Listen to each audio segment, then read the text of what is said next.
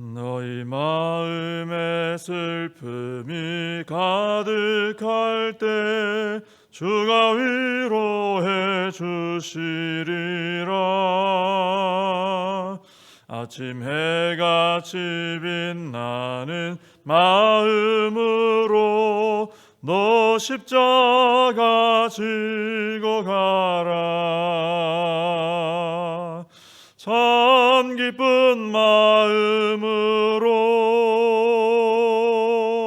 십자가 지고 가라.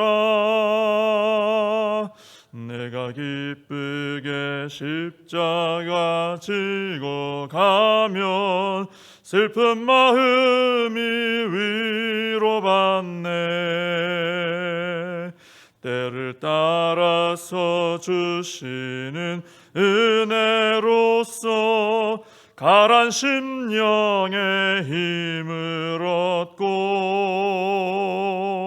주가 언약한 말씀을 기억하고 너 십자가 지고 가라. 참 기쁜 마음으로 십자가 지고 가라. 내가 기쁘게 십자가 지고 가면 슬픈 마음이 위로받네. 내가 맡은 일 성실히 행할 때에 주님 앞에서 상 받으리. 주가 베푸신 은혜를 감사하며 너 십자가 지고 가라. 참 기쁜 마음으로 십자가 지고 가라. 내가 기쁘게 십자가 지고 가면 슬픈 마음이 위로받네. 사도신경으로 신앙 고백하시겠습니다. 전능하사 천지를 만드신 하나님 아버지를 내가 믿사오며 그 외아들 우리 주 예수 그리스도를 믿사오니 이는 성령으로 잉태하사 동정녀 마리아에게 나시고 본디오 빌라도에게 고난을 받으사 십자가에 못 박혀 죽으시고 장사한 지 사흘 만에 죽은 자 가운데서 다시 살아나시며 하늘에 오르사 전능하신 하나님 우편에 앉아 계시다가 저리로서 산 자와 죽은 자를 심판하러 오시리라. 성령을 믿사오며 거룩한 공회와 성도가 서로 교통하는 것과 죄를 사하여 주시는 것과 몸이 다시 사는 것과 영원히 사는 것을 믿사옵나이다. 아멘. 예레미야서 7장 29절부터 34절까지 말씀을 보시겠습니다. 예레미야서 7장 29절부터 34절까지 제가 말씀을 봉독해 드리겠습니다. 너의 머리털을 베어버리고 벗은 산 위에서 통곡할지어다. 여호와께서 그 노하신 바 이 세대를 끊어버리셨음이라. 여호와께서 말씀하시되 유다 자손이 나의 눈앞에 악을 행하여 내 이름으로 일컬음을 받는 집에 그들의 가증한 것을 두어 집을 더럽혔으며 흰놈의 아들 골짜기에 도벳 사당을 건축하고 그들의 자녀들을 불에 살랐나니 내가 명령하지 아니하였고 내 마음에 생각하지도 아니한 일이니라. 그러므로 여호와께서 말씀하시니라. 날이 이르면 이곳을 도벳이라 하거나 흰놈의 아들의 골짜기라 말하지 아니하고 죽임의 골짜기라 말하리니 이는 도벳에 자리가 없을 만큼 매장했기 때문이니라. 이 백성의 시체가 공중의 새와 땅의 짐승의 밥이 될 것이나 그것을 쫓을 자가 없을 것이라. 그때 내가 유다 성읍들과 예루살렘 거리에 기뻐하는 소리 즐거워하는 소리, 신랑의 소리, 신부의 소리가 끊어지게 하리니 땅이 황폐하리라. 아멘. 네, 오늘 29절에 보시면 하나님께서 너의 머리털을 베어버리고 벗은 산 위에서 통곡할지어다 그러셨습니다. 이제 머리털이라는 것은 이제 왕관을 뜻하기도 합니다. 왕관. 그래서 이 머리털, 왕관, 이게 영광이죠. 그래서 머리털을 베라 하는 것은 너의 영광이 사라졌다, 이런 의미가 될 수 있고요. 또 벗은 산, 이게 민둥산이죠. 벗은 산 위에서 통곡해라. 이 말은 이 벗은 산, 이건 수치를 상징합니다. 수치, 부끄러움. 너의, 그러니까 연결시켜 말하면 너의 영광이 사라졌기 때문에 너는 수치를 당할 것이다, 이런 말씀이 될 수 있죠. 그럼 그들이 당하는 이 수치는 왜 이렇게 된 것이냐? 하나님께서 그 진노하시는 세대를 끊어버리시기 때문입니다. 그 진노에서 하나님 앞에 죄 범죄해서 하나님께서 끊어버리시죠. 심판해서.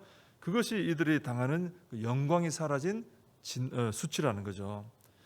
그래서 여기서 우리가 깨닫게 되는 것은 사람이 경험하게 되는 수치 중에 가장 큰 수치가 바로 하나님께 버림을 받는 것이구나, 이렇게 깨닫게 되고요. 또 반면에 뒤집어서 말하면 사람이 경험할 수 있는 영광 중에 가장 큰 영광은 하나님의 자녀로 살아가는 영광이라는 것을 알게 됩니다.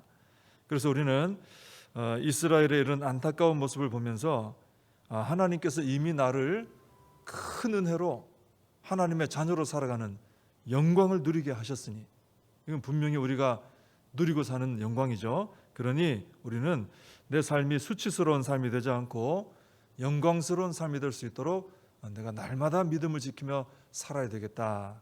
우리가 이스라엘의 모습을 보면서 그런 결심을 해야 될 줄로 믿습니다.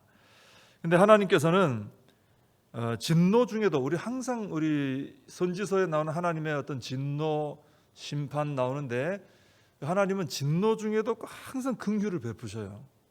그래서 이스라엘의 전 세대가 아니고 노하신 바 이 세대만 끊어버리신다 하는 말씀을 하십니다. 그래서 우리는 진노 중에도 긍휼을 베푸시는 하나님을 보면서 우리 하나님께서 이스라엘에게 진노하시고 또 심판하시고 하는 것은 그게 기뻐서 하시는 게 아니고 회개하고 회복되기를 바라는 마음으로 하신다는 것을 우리가 깨닫게 됩니다. 그래서 우리는 하나님 앞에 진노의 세대가 되지 않고 또 기쁨이 되는 이런 세대가 될 수 있도록 늘 하나님께서 기쁨으로 축복하시고 기쁨으로 은혜 주시고 이렇게 할 수 있도록 우리가 믿음으로 하나님 말씀대로 이렇게 순종하며 살아야 될 줄로 믿습니다.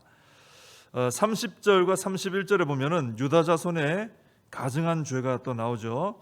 성전에 우상을 세우고 그것들을 숭배했는데 그것도 모자라서 이스라엘이 한 우상 숭배 중에 제일 악한 게 이거 같아요.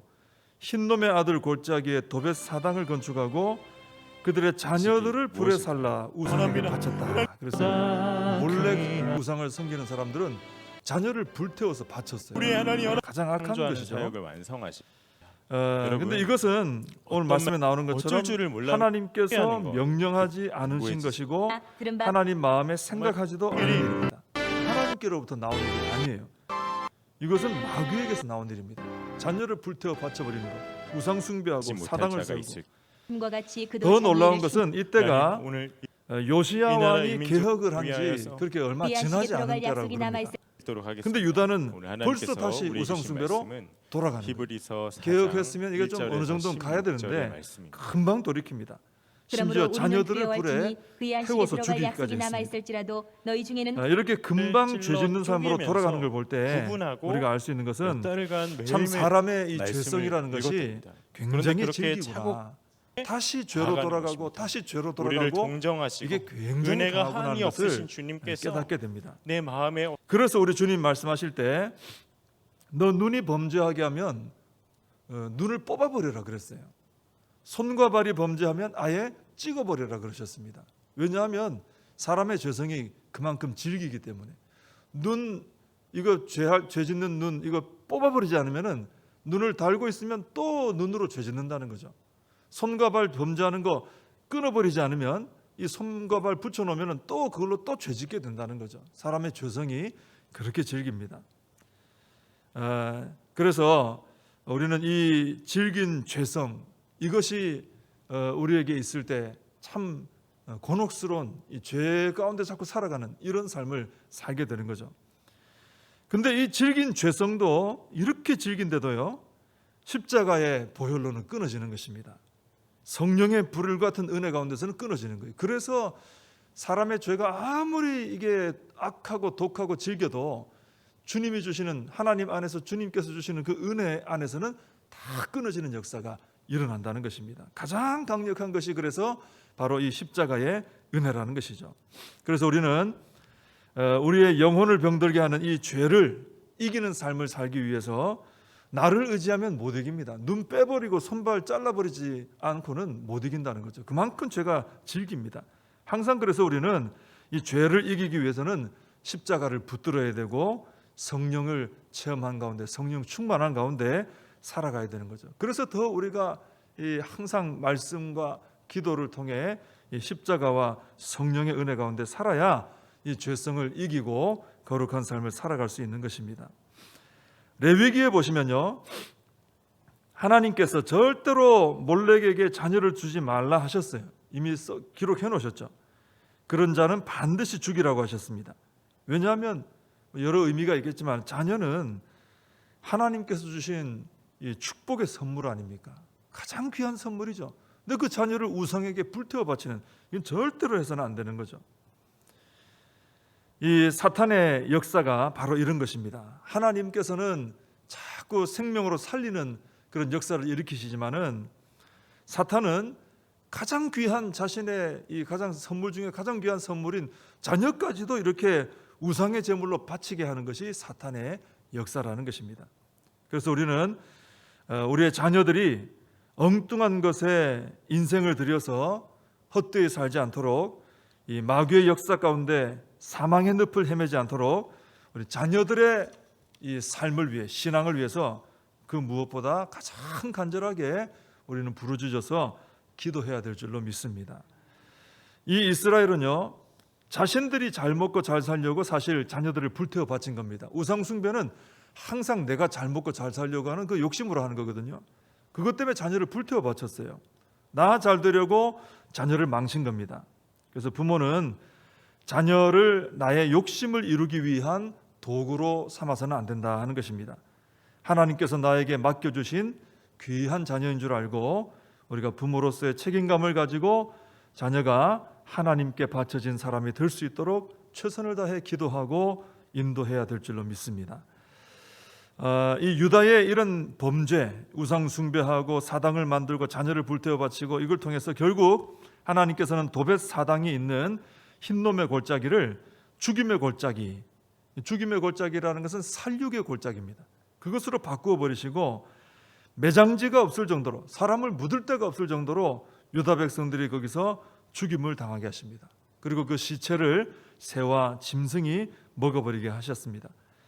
그리고 유다 성읍들에서, 예루살렘 거리에서 이제는 기뻐하는 소리, 즐거워하는 소리는 다 그쳤어요. 웃음소리, 즐거운 소리 다 그치고, 환호성 소리 다 그치고, 신랑의 소리, 신부의 소리도 다 끊어지게 하시고, 아무도 결혼도 이렇게 하지 못하게 되고, 그죠?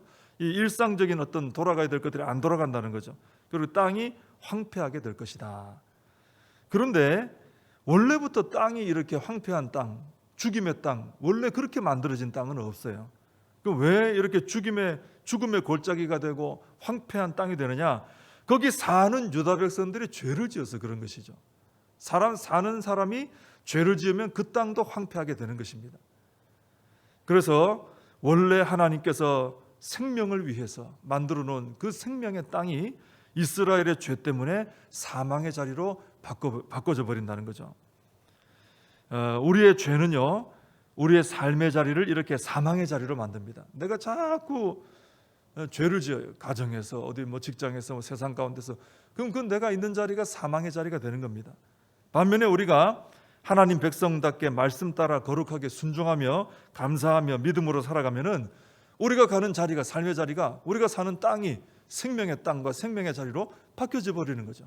우리를 통해서 땅이 살아나고 회복되고 사람들이 살아나고 회복되는 역사가 일어나게 되는 것입니다. 유다의 이런 모습을 보면서 이 반대로 하면 되는구나, 그죠? 내가 하나님 앞에 생명 있는 삶을 살아가면 나로 인해서 우리 가족들 가운데, 내가 가는 밟는 땅 가운데 생명의 땅 역사가, 생명의 이런 역사들이 일어나겠구나. 우리가 이것을 붙들고 먼저 내가 사는 은혜를 체험하며 살아야 될 줄로 믿습니다. 기도하겠습니다. 하나님 아버지, 항상 우리 하나님은 생명의 원리를 따라 생명의 역사를 일으키시는 하나님이신 것을 저희들이 믿습니다. 근데 마귀는 항상 그 반대로 사망의 역사를 일으키고 죄짓게 하고 그 죄로 인해서 나도 무너지고 땅도 무너지게 만드는 것이 사탄의 역사인 것을 보게 됩니다. 하나님 아버지, 저희들은 빛의 자녀들답게, 생명의 주 하나님의 자녀들답게 저희들이 가는 곳마다 하나님 앞에 믿음으로 살며 말씀 따라 순종하며 살아서 먼저 저희들이 먼저 사는 역사가 있게 해주시고, 저희들을 통해서 가족들이 살고, 저희들을 통해서 땅이 회복되고, 저희들을 통해서 주변 사람들이, 이 나라 민족이, 열방이 사는 역사들이 일어나게 하여 주시옵소서. 오늘 하루도 살아갈 때 하나님의 자녀답게, 그 영광스러운 주님의 자녀답게 믿음으로 살며 살아가는 복된 하루가 되게 하여 주시옵소서. 예수님의 이름으로 기도하옵나이다. 아멘. 주님과 주신 기도로 예배를 마칩니다. 하늘에 계신 우리 아버지여, 이름이 거룩히 여김을 받으시오며 나라의 임하옵시며 뜻이 하늘에서 이룬 것 같이 땅에서도 이루어지이다. 오늘날 우리에게 일용할 양식을 주옵시고, 우리가 우리에게 죄진 자를 사하여 준 것 같이 우리 죄를 사하여 주옵시고, 우리를 시험에 들게 하지 마옵시고 다만 악에서 구하옵소서. 대개 나라와 권세와 영광이 아버지께 영원히 있사옵나이다. 아멘.